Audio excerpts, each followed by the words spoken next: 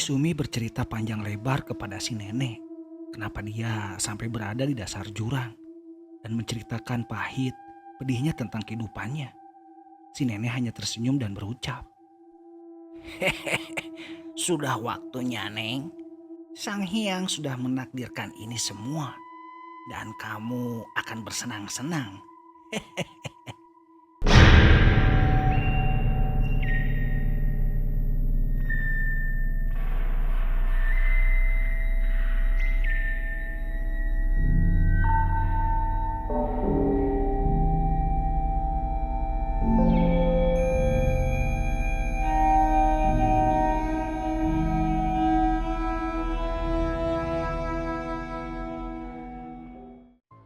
Assalamualaikum warahmatullahi wabarakatuh.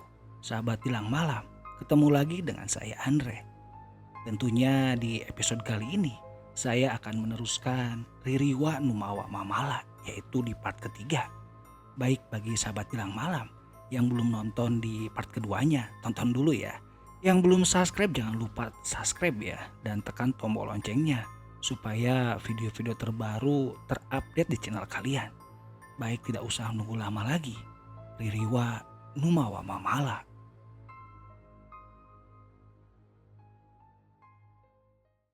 Sesampainya di lokasi, Maneni, Maimas, dan Naiwan langsung dipanggil oleh Pak RT. "Maneni?" tanya Pak RT. "Iya Pak, saya Maneni, emaknya Sumi." "Begini Bu, mungkin ini bisa membantu atas pencariannya Sumi yang hilang ya. Mungkin Ibu tahu ini." Pak RT menunjukkan sandal sebelah kanan kepada Mak Neni. Setelah melihat barang bukti yang ditujukan Pak RT, "Sumi?" panggil Mak Neni. Setelah itu Mak Neni tidak sadarkan diri dan terjatuh pas dipelukan Nak Iwan. Yang sigap langsung menangkap badan Mak Neni. "Aduh Pak RT, gimana ini kok Manya Sumi malah pingsan?" ucap Jang Aep. Pak RT dan Pak Ustadz saling pandang dan sudah tahu bahwa sandal ini benar adanya milik Nyi Sumi. "Pak RT, gimana kalau kita lapor pihak yang berwajib? Biar mereka mencari keberadaan Nyi Sumi. Kan biar kita nggak repot juga," ucap salah satu warga yang bernama Mang Idin memberi saran. Di saat Pak RT mau menjawab, tiba-tiba di belakang ada yang langsung memotong pembicaraan Pak RT. "Jangan dulu Pak RT. Kalau kita lapor kepada pihak berwajib, bakalan ribet dan akan ditanya satu persatu atas terjadinya hilangnya Nyi Sumi. Apa Pak RT mau? Apalagi Nyi Sumi bukan warga asli Cimenyan." Ternyata yang memotong pembicaraan itu Kang Amin. Pak RT dan para warga setelah mendengar penjelasan dari Kang Amin langsung mengiyakan pembicaraan dari Kang Amin. Terdengar para warga menyerukan dan mengiyakan kata Kang Amin. Iya betul itu. Benar kata si Akang ini. Nyi Sumi kan bukan orang sini. Apa mau kita dijadikan saksi dengan kejadian yang kita tidak ketahui?" Beberapa warga serentak membujuk Pak RT. "Sabar, sabar. Nanti saya pikirkan. Kita musyawarahkan gimana baiknya," ucap Pak RT sambil mengajak Pak Ustadz. "Bagaimana ini Tad?" tanya Pak RT. Pak Ustadz yang juga bingung tetapi berusaha berpikir jernih dan mencoba cari solusi. "Begini saja Pak RT. Betul kata Pak RT juga, kita musyawarah dengan kejadian ini bersama sesepuh. Mau tidak mau juga kita harus cari jalan yang terbaik untuk kasus ini. Nanti saya akan ceritakan masalahnya kepada Pak RT," jawab Pak Ustadz. Pak RT malah tambah bingung dengan ucapan Pak Ustadz dengan kata-kata terakhirnya. Tapi Pak RT hanya mengiyakan saja atas ucapan Pak Ustadz. Kang Amin sumringah dalam benak Kang Amin kalau sampai ada laporan kepada pihak berwajib akan berabe dan akan terbongkar semuanya. Karena Kang Amin akan berusaha mencari keberadaannya Sumi seorang diri. Hitung-hitung menebus dosa. Pak RT pun menyudahi pencarian ini dan akan mengadakan rapat untuk mencari solusi. Bagaimana baiknya? Pak RT akan bermusyawarah dengan sesepuh kampung Cimenyan. "Nah Iwan, coba minta tolong sama Mang Ano untuk membawa Maneni ke rumah Bude Titik," tanya Mak Imas. Nak Iwan mengiyakan dan mengajak Mang Ano untuk membawa Maneni ke rumahnya. Maksud nenek bagaimana itu, Nek? Tanya Nyi Sumi. Si nenek hanya tersenyum dan menjawab.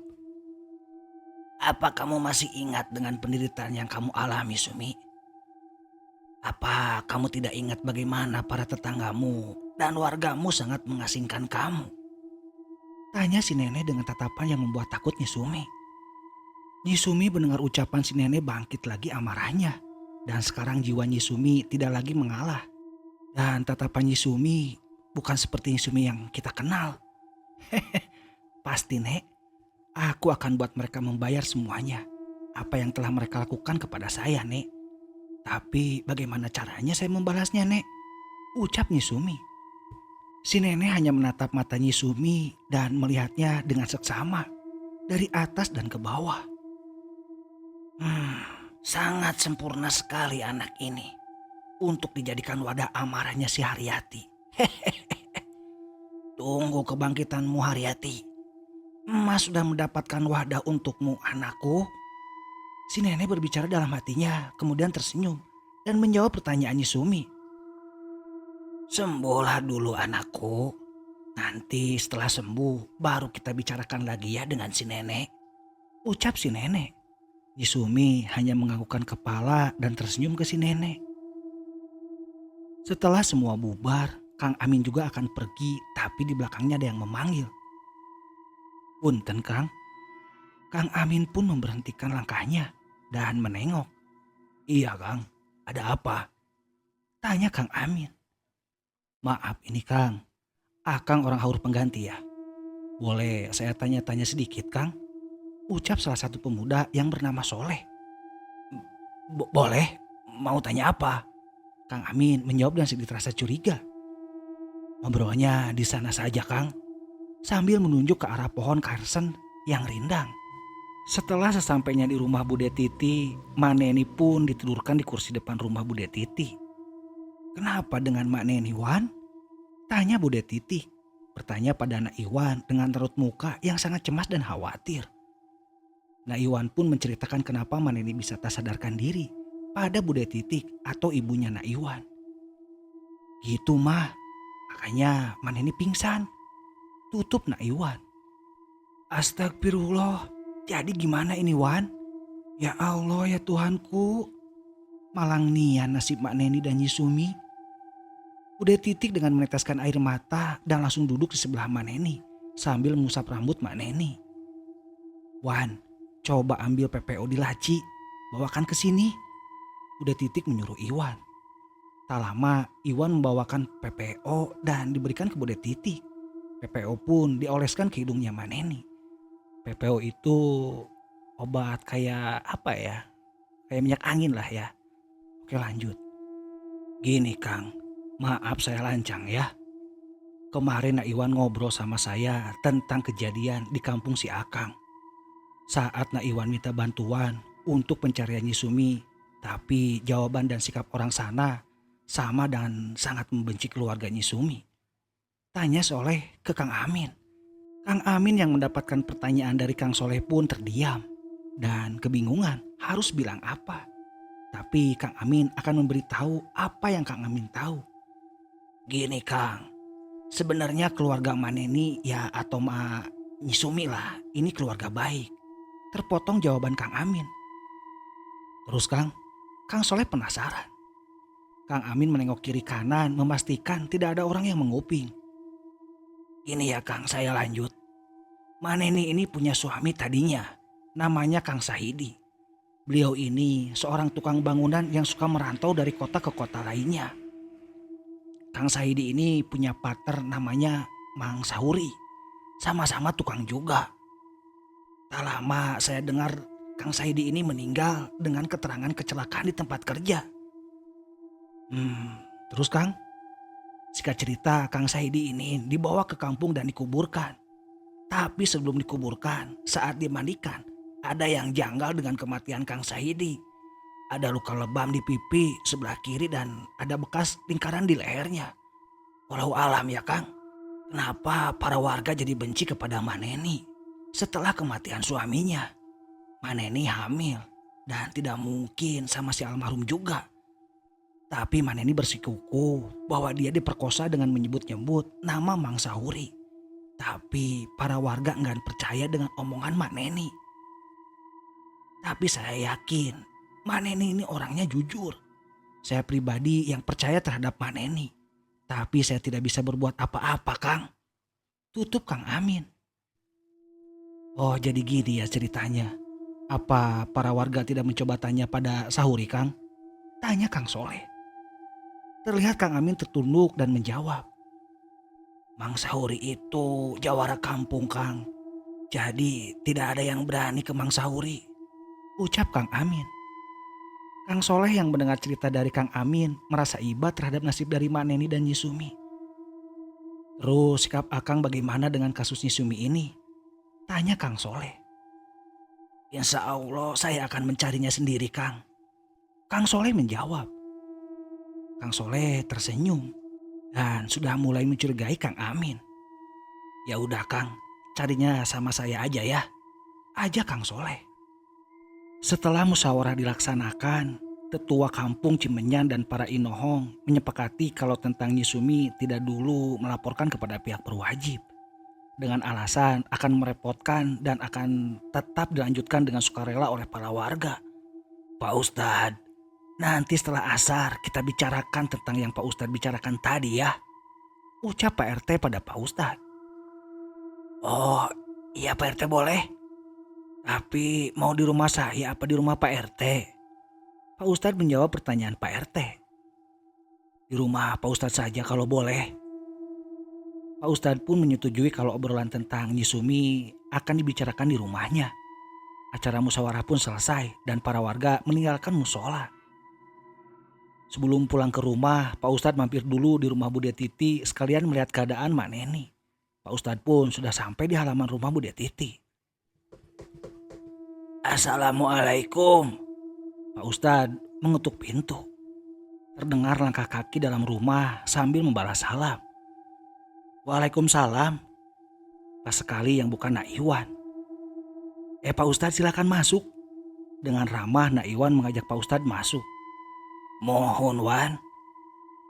Mana ini ada Wan? Tanya Pak Ustadz. Ada Pak Ustadz.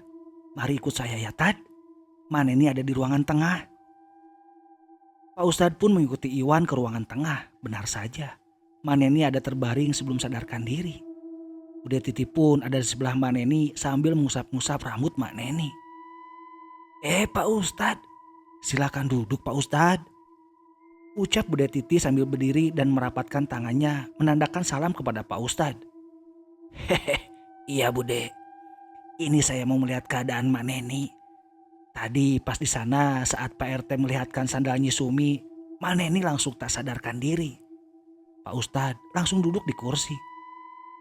Maaf Ma Imas, coba bawakan air dan makanan untuk Pak Ustadz, kata Bude Titi. Ma Imas pun bergegas ke dapur untuk mengambil air dan snack untuk dihidangkan di Pak Ustadz. Iwan pun duduk persis di sebelah Pak Ustadz dan langsung bertanya. Gimana Tad? Hasil musyawarah tadi? Tanya Nak Iwan. Ya mau pakat Wan. Belum lapor polisi dulu karena kata tetua dan inohong akan berabe dan makan waktu juga materi, kata Pak Ustadz. Ada benarnya juga ya Tad. Terus hasil akhirnya gimana? Nak Iwan bertanya lagi. Ya akan tetap para warga yang mencari. Mudah-mudahan ada titik terang juga dengan hilangnya Nyisumi. Tiba-tiba Maneni berteriak dan langsung memanggil Nyisumi. Sumi, Sumi. Jangan ikut Sumi, jangan biarkan kamu menjadi budak nafsu iblis Sumi. Maneni dengan mata tertutup memanggil Nyisumi, tapi anehnya dengan ucapan yang tidak masuk di akal. Bude Titi yang tadi lagi mendengarkan cerita tentang musyawarah yang disampaikan Pak Ustadz dengan cepat berdiri dan langsung menghampiri Mak Neni. Mak Neni sadar, nyebut Mak. Dengan sigap Bude Titi mengusap kening dan rambut Mak Neni. Pak Ustadz pun langsung menghampiri Mak Neni dan cepat merapalkan doa untuk menenangkan Mak Neni. Dalam hati Pak Ustadz seperti ada yang aneh. Dan ini bukan ngigo biasa. Pasti ada apa-apa dengan Nyisumi. Setelah selesai membacakan doa, Maneni tersadar langsung bangkit dan memeluk Bude Titi. "Sumi, Bude, Sumi." Sambil menangis Maneni hanya memanggil Sumi. Bude Titi yang tidak peka hanya bisa menenangkan sambil mengelus punggungnya Maneni. "Sabar toh, Mak. Insya Allah Sumi akan baik-baik saja loh. Berdoa saja. Semoga Nyi Sumi selamat dan sehat saja," ucap Bude Titi.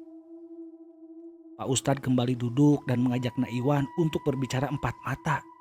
Mereka pun meninggalkan ruang tengah dan menuju di halaman rumah. "Ada apa, Pak Ustadz?" tanya Iwan. "Apa kamu tadi gak dengar kata-kata yang diucapkan Maneni tentang Sumi?" tanya Pak Ustadz ke Iwan. Iwan yang belum sadar hanya tersenyum kecil sambil menggelengkan kepalanya.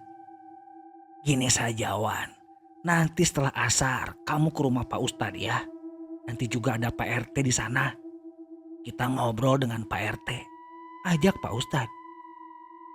"Insya Allah, Tad. Ya udah, bilang sama Bude Titi saya pamit ya." Pak Ustadz pun pamit dan meninggalkan rumah Bude Titi. Waktu sudah menunjukkan jam 14.30. Matahari menyingsing dengan gagahnya menyinari kampung Haur Paganti. Terlihat di rumah yang terbilang bagus dibandingkan dengan rumah di sekitarnya.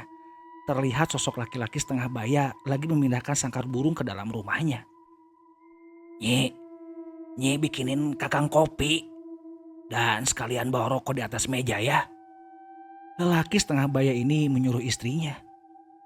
"Mohon mangga, Kang," jawab istrinya di dalam rumah. Tak berselang lama ada tamu ke rumah lelaki setengah baya ini. "Sampurasun, Kang?" tanya si tamu. Danu, ayo silakan masuk Kasep. Udah lama ya gak datang." "Iya Kang Sahuri," jawab Jang Danu. Ternyata laki-laki setengah baya ini Kang Sahuri, suami dari Bikesi. Dengan perawakan masih gagah walaupun sudah memasuki kepala 5. Dengan kumis tebal, mata dan tatapan tajam. Dan badannya begitu besar dan tinggi. Pantas saja Kang Sahuri ini menjadi jawara yang disegani di kampung Haur Paganti. "Ada perlu apa Jang Danu? Penasaran akang mah?" tanya Kang Sahuri. Jang Danu menggeserkan kursi dan mendekat ke Kang Sahuri. Dan berbisik ke Kang Sahuri. "Kang, Nyi Sumi hilang," ucap Jang Danu. "Hah? Apa saya tidak salah dengar? Hilang gimana?" Dengan ekspresi marah sambil berdiri Kang Sahuri bertanya ke Jang Danu.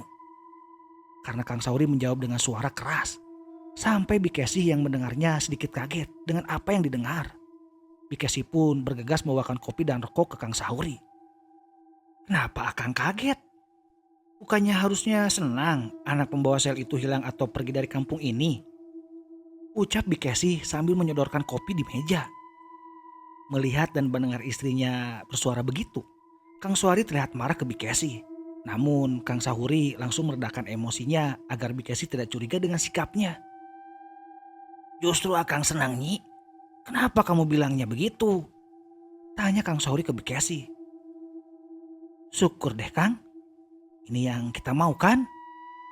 Tidak perlu repot-repot untuk mengusir si anak haram itu. Toh dia hilang sendiri," ucap Bikesi dengan nada sinis. Kang Sahuri, Jang Danu dan Bikesi melanjutkan obrolannya tentang Nyi Sumi. Tapi dalam hati Kang Sahuri macam tidak senang dengan hilangnya Nyi Sumi. "Kenapa Akang begitu antusias untuk menolong atas hilangnya Nyi Sumi?" tanya Kang Soleh ke Kang Amin. "Ya kasihan saja Kang. Satu kampung tidak ada yang peduli pada mereka. Tadinya saya ceritakan ke Akang," jawab Kang Amin. Setelah itu Kang Amin dan Kang Soleh melanjutkan perjalanannya. Tapi Mang Ano yang mau pergi ke kebun untuk mengambil sedapan pohon aren untuk dijadikan gula merah merasa heran melihat Kang Amin ngobrol sendiri. "Loh, Kang Amin ngobrol dengan siapa ya?" "Maaf Nek, tadi Nenek bilang nama Haryati.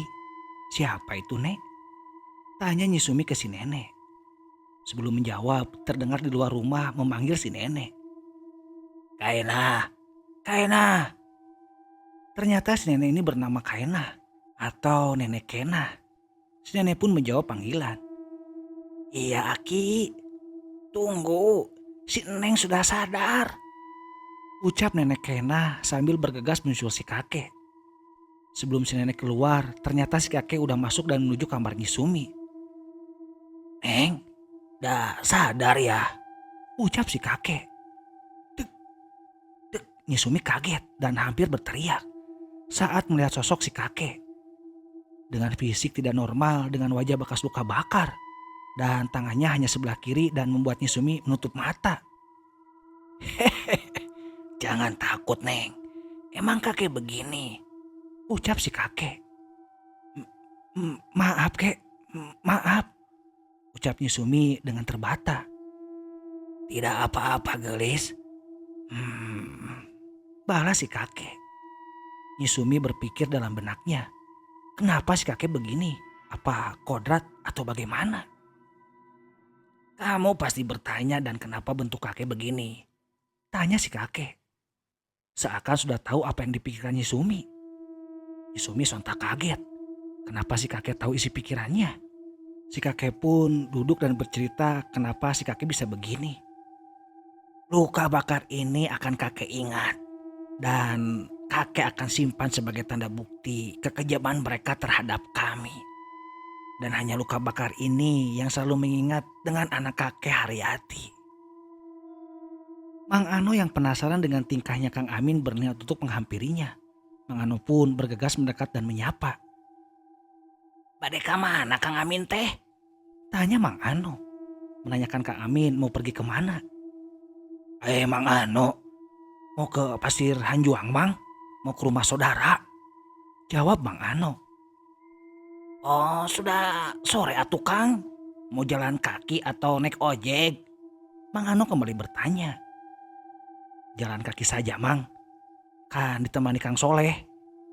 Jawab Kang Amin. Setelah mendengar jawaban Kang Amin, tiba-tiba bulu kuduk Mang Ano mengembang dan bergidik ngeri. Tapi Mang Ano tidak mau melihatkan kecurigaan di hadapan Kang Amin. Oh ya sok hati-hati we tuh ya Kang. Kalau kesorean di ujung kampung ada pangkalan ojek. Mang Ano sambil menunjuk memberitahu Kang Amin. Setelah itu Kang Amin berpamitan dan Mang Ano tidak jadi untuk menyadap pohon aren karena merasa takut. Berhubungan waktu sudah sore juga. Sebelum pulang ke rumah, Mang Ano singgah dulu ke warung untuk membeli bako dan papir. Karena stok di rumahnya habis. Sampainya di warung, Mang Ano sudah ditanya sama yang punya warung. Kang Iding namanya. No, habis dari mana tadi? Tanya Kang Iding. Mau nyadap aren Kang. Tapi nggak jadi ini teh. Udah sore juga. Jawab Mang Ano. Tadi kamu papasan gak sama orang Harupa Ganti? Yang tukang bangunan itu tuh? Tanya Kang Iding dengan muka serius. Mang Ano sudah menangkap obrolan dan pertanyaan dari Kang Iding. Iya Kang, gimana gitu? Serius roman-romannya? Sambil duduk Mang Ano bertanya.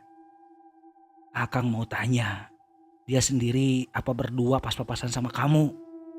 Mang Ano pun mendekat dan terlihat celingak-celinguk terus menjawab pertanyaan Kang Iding. Justru itu Kang. Tadinya saya mau nanya ke Akang, tapi Akang udah nanya duluan ke saya. Sambil setengah berbisik, Mang Ano menjawabnya. Kang Iding pun menelan ludah sendiri dan menyuruh Mang Ano masuk ke dalam warung. Sini No, ngobrolnya di dalam. Mang Ano pun mengiyakan ajakan Kang Iding dan Mang Ano pun masuk ke dalam. Terus No, kamu pas papasan gimana? Kang Iding penasaran. Ya, saya kan penasaran Kang. Dari jauh saya lihat Kang Amin itu seperti asik mengobrol. Tapi anehnya tidak ada orang lagi selain dia. Ucap Mang Ano. Oh, Amin namanya No. Terus gimana lagi No? Ya, saya tanya mau kemana? Dia jawab mau ke Pasir Hanjuang katanya. Saya tanya lagi mau jalan kaki atau gimana. Udah sore juga kan? Yang bikin saya gogodeg. Jawabannya dia ditemani sama Kang Soleh. Mang Ano menjelaskan dan menceritakan ke Kang Iding. Kang Iding terlihat serius dan sesekali begini ngeri mendengar cerita Mang Ano. Kang Soleh? Kang Soleh siapa No? Kok akang merinding sih No? Tapi seperti gak asing ya No dengan namanya Kang Soleh? Tanya Kang Iding. Kang Iding dan Mang Ano terus bercerita tentang keanehan yang mereka lihat saat melihat Kang Amin tadi. Waktu sudah mendekati asar. Mang Ano pun berpamitan untuk pulang. Mereka itu siapa, kek? Tanya Nyusumi ke si kakek. Nekaenah yang duduk persis di depan pintu terlihat menyeringai dan ikut berbicara.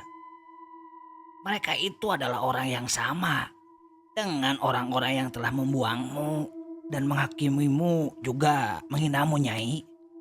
Luka dan sakit hati ini tidak akan pernah padam jika mereka masih bisa tertawa